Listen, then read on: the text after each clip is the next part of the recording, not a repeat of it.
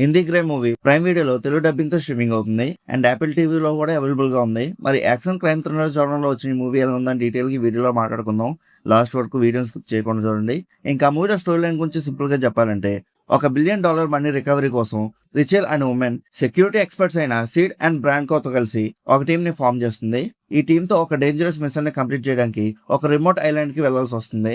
ఆ మిషన్ చుట్టూ తిరిగే planning, risk and action main story. ఇది రెగ్యులర్ యాక్షన్ మూవీలా డైరెక్ట్ గా ఫైట్స్ తో స్టార్ట్ అవదు. ముందు మిషన్ ఎలా చేయాలి, డిఫరెంట్ సిచ్యువేషన్స్ ని ఎలా హ్యాండిల్ చేయాలని అనే ప్లానింగ్ మీద ఎక్కువ ఫోకస్ చేస్తుంది. క్యారెక్టర్స్ మధ్య conversations, funny moments and different plannings తో మూవీ అనేది ముందుకు వెళ్తూ ఉంటుంది. కానీ ఇక్కడ మూవీ కొంచెం స్లోగా అనిపించే ఛాన్స్ ఉన్నాయి. ఎందుకంటే యాక్షన్ కన్నా ప్లానింగ్ అండ్ డైలాగ్స్ మీద ఎక్కువ ఉంటుంది కాబట్టి. ఇంకో మైనస్ పాయింట్ ఏంటంటే, మూవీలో విలన్ క్యారెక్టర్ అనేది అంత స్ట్రాంగ్ గా అనిపించలేదు. ఒక పవర్ఫుల్ విలన్ ఉండుంటే స్టోరీలో టెన్షన్ ఇంకా బాగా వర్కౌట్ అయ్యేది. కానీ ఆ లెవెల్ థ్రెట్ ఫీల్ అనేది కొంచెం మిస్ అయిందనే చెప్పొచ్చు. అలాగే ఎడిటింగ్ కూడా చాలా ఫాస్ట్ పేస్డ్ గా ఉంటుంది. ఒక సీన్ ని కంప్లీట్ గా ఎంజాయ్ చేయకముందు నెక్స్ట్ సీన్ కి వెళ్ళిపోయే టైప్ లో ఉంటాయి కట్స్ అనేవి.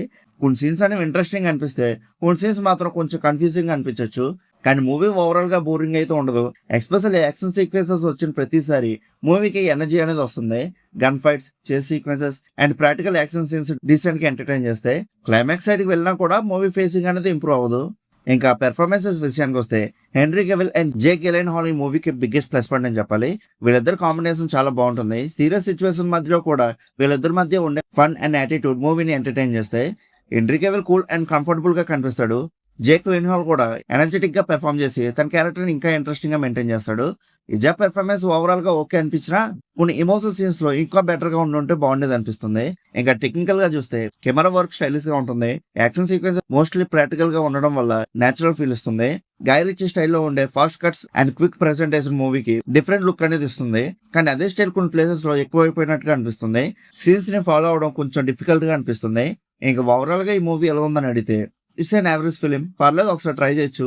మూవీలో స్ట్రాంగ్ విలన్ లేకపోవడం వల్ల క్యారెక్టర్స్ డెప్త్ అనేది అంత స్ట్రాంగ్ గా కనిపించలేదు. మరి ఒకవేళ మీరు ఆల్రెడీ మూవీ చూస్తుంటే మీకు ఎలా అనిపించిందో కింద కామెంట్ సెక్షన్ లో చెప్పండి. అలానే అలాంటి మూవీ రివ్యూస్ కోసం మన సినీ మ్యాప్ ఛానల్ సబ్స్క్రైబ్ చేసుకుని బెల్ ఐకాన్ కూడా ఆన్ చేసి పెట్టుకోండి. మా వీడియోస్ మీరు మిస్ అవ్వకుండా చూడగలుగుతూ ఉంటారు. ఇంకా మళ్ళీ మనం నెక్స్ట్ వీడియోలో కలుసుకుందాం. బై.